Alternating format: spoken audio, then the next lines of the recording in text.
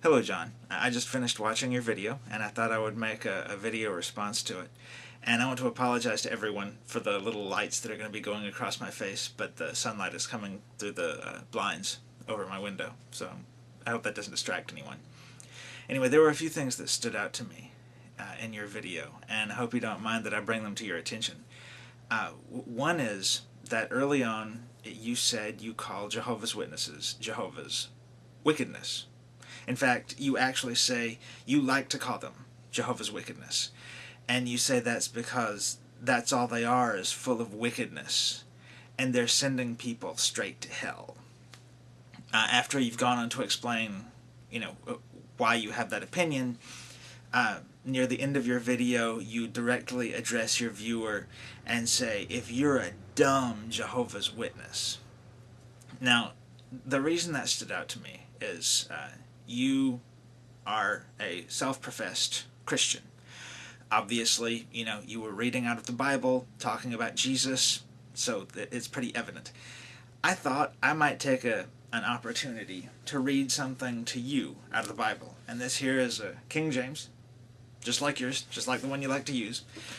I'm going to read, let's see, it turned a few pages. I'm going to read out of the book of Luke, chapter 18, and I'm going to start reading in verse 9. And it says, And he spake this parable unto certain which trusted in themselves that they were righteous, and despised others.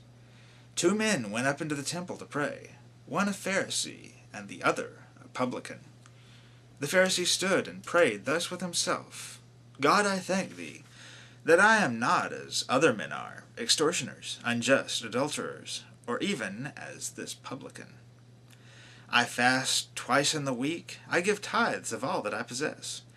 And the publican standing afar off would not lift up so much his eyes unto heaven, but smote upon his breast, saying, God be merciful to me, a sinner.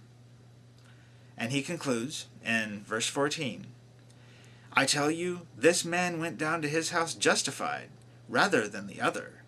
For every one that exalteth himself shall be abased, and he that humble himself shall be exalted.